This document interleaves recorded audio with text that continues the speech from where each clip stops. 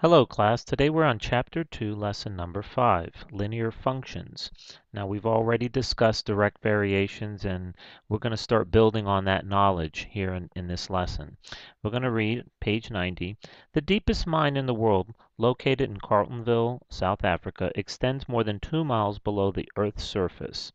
The walls of the mine are so hot at the bottom that refrigerated air has to be pumped in to make it possible for the miners to work. So imagine this mine that the deeper they go, it just gets hotter and hotter.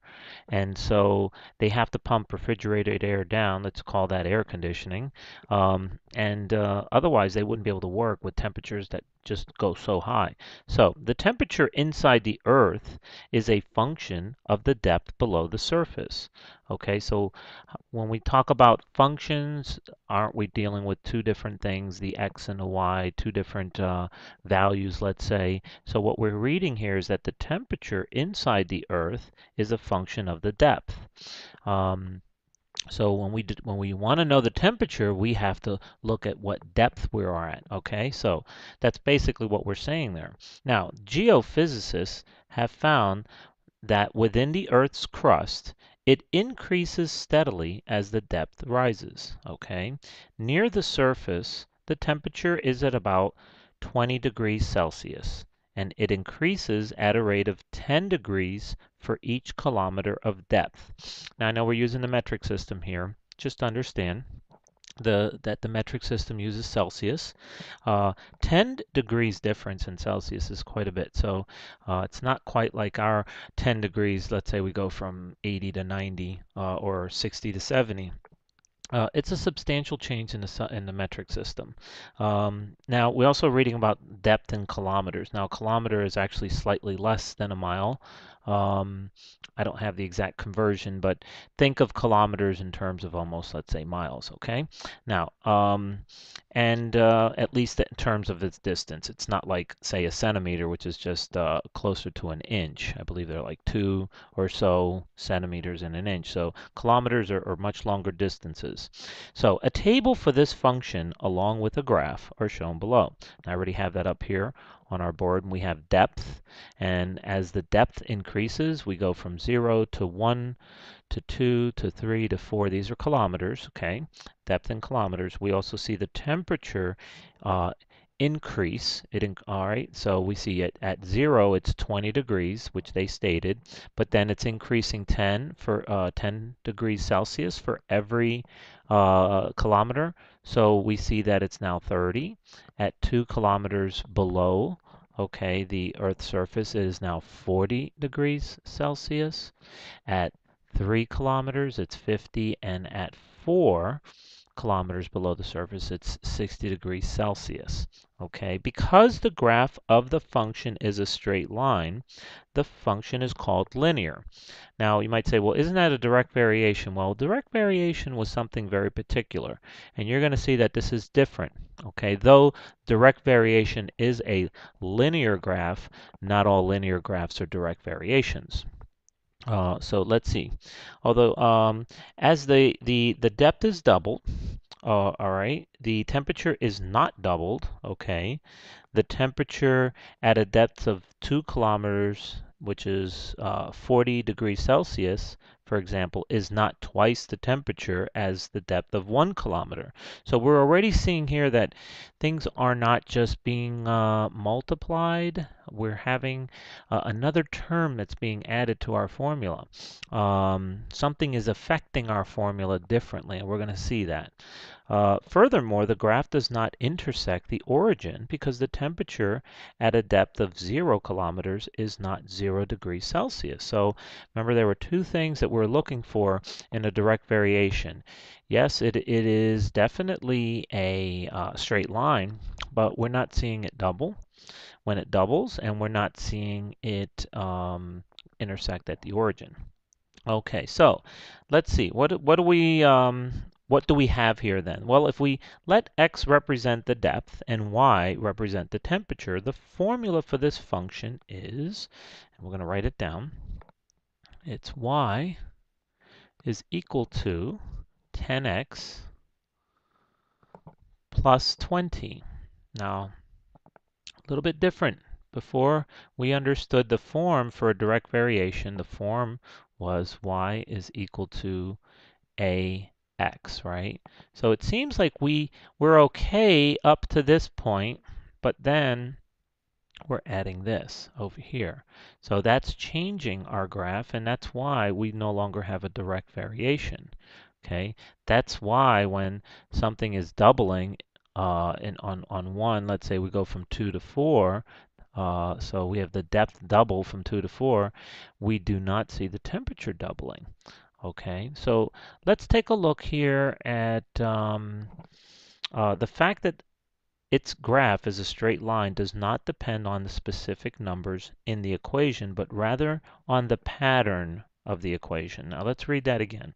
The fact that its graph is a straight line does not depend on the specific numbers in its equation, but rather on the pattern of the equation. Let's take a look what they mean. It says here the pattern is y is equal to the sum of some number times x and some number. Okay, so here let's just get rid of our little form below here and see exactly what were they saying.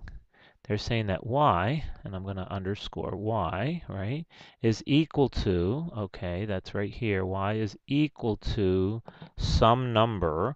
What number is that? Times x. That number would be 10 here, so some number times 10, right? And, meaning plus, some number. So here we're taking the words and we're turning it into math. And we can see here that our equation is represented in those words. Y is equal to some number times x plus some other number. In this case, it was 20. So another function, well, actually, let's take a look at the graph first before we go into that. I'm going to go and get my line here. And I probably should change the color, make sure the line is the right size. Okay, so we see that we have a line that extends out over here. Now we can go further out because, again, remember we said that this would infinitely go out if we don't have a limit. Now notice one thing about our graph here, and I wanted to point out, we try to be on scale with our units as we go across. But in cases like this, it would be very difficult to have 10 represented for every 10 lines, okay?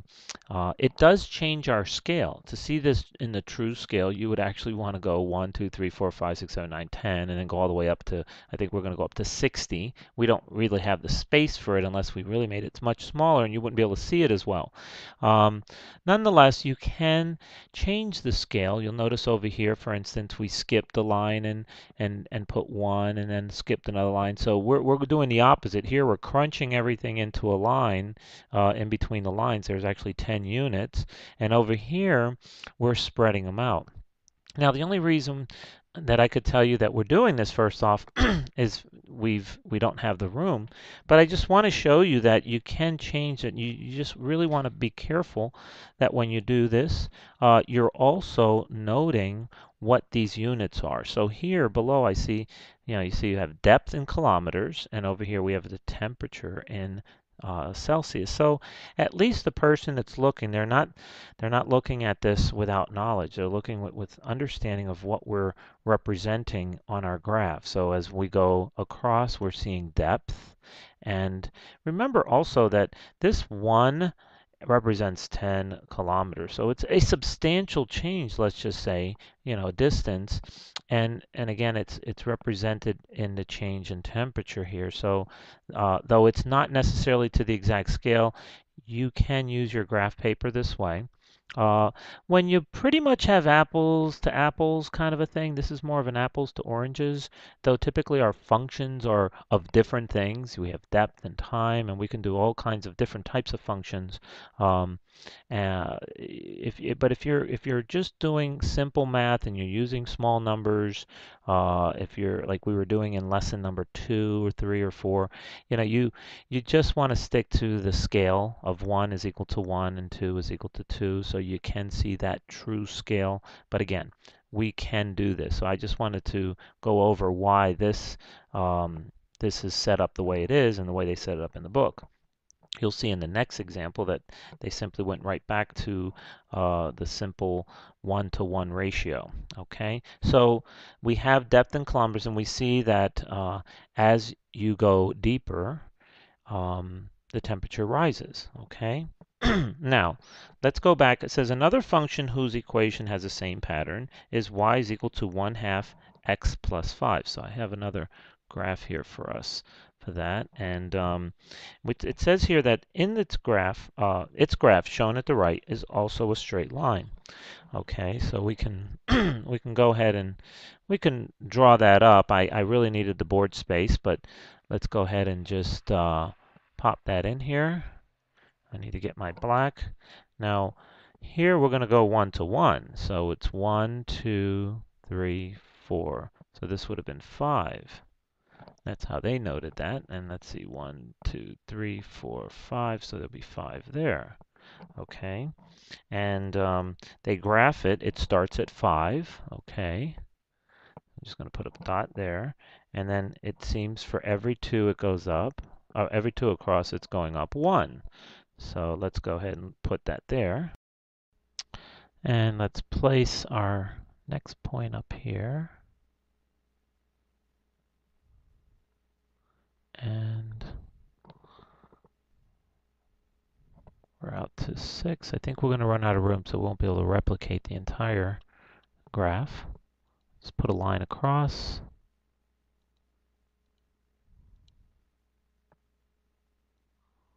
Okay, so this is the graph of y is equal to 1/2 x plus 5. Okay, now we read that it is a straight line.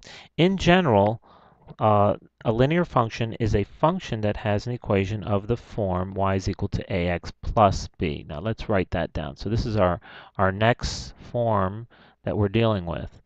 And you can see the form similar to the equation or to the formula we have above. We have y is equal to ax. Now we know that's a direct variation, but now we're going to add a b plus b, okay, which a and b now are constants. So we have a and b, these are our constants, and that's why we use these different letters. Don't fret over the so many types of letters. Generally, we use A, B, C. We'll start with those, and X, Y, and Z will be used as variables. And as you go further on into science and math, you'll see that we're going to use many other letters. Some that particularly are used to represent a value, so we'll understand what that value is in the equation or in the formula. So now we have the graph of every linear function is a straight line. So linear, meaning line, something that runs across a line, it is a straight line, every single one. So we can always break out our rulers to connect the dots. Now we'll be dealing with other types of graphs coming up. We'll have some curved type of graphs. In fact, when we get into the inverse variation, that's where you're going to see the curve. Now I want to capture your attention to these constants a and b in particular.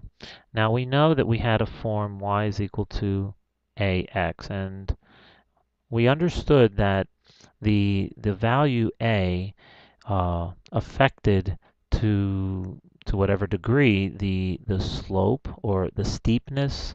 Okay, so as the higher that a would be, the steeper. So if I were to be drawing a graph, we understood that value. Oh, I need to get my black. Okay, so it might look like this. These were direct variations. I'm sorry. So we always started at the origin. Okay, and the steepness was affected by, and again we'll use that term slope. You're going to learn slope. Was that multiplying constant. So the higher this number, it seemed like the higher the slope or the steepness, okay? But now I want you to just take a look. In this particular case, we now have another constant that's being added, and it was plus b, okay? So how is that affecting our graph? Well, if we take a look at this one, we understood that we added 5. Now you could see that our starting point was actually at 5. This is the reason why a linear function is not necessarily a direct variation. A direct variation specifically starts here. Why? Because when we put in the value of 0 for x, let's see, y is equal to a times 0, well, what will we get? We will always get 0. So we would always have 0, 0 as our starting point. But in this case, when we put in 0 as a value for x, what's going to happen? Well, we're going to have 1/2 times 0, and it could be any constant here. It could be 100, it could be 3, it could be 1/2. We'll multiply that and we'll have 0, but there's a plus 5. So this b constant is always going to be representative over here. Oop, don't have black. Don't want to erase that. The b constant, so to speak, is going to reflect itself over here on our y-axis, our starting point, because we can actually say ax plus 0, right? Because anything you add 0 to is always going to remain the same.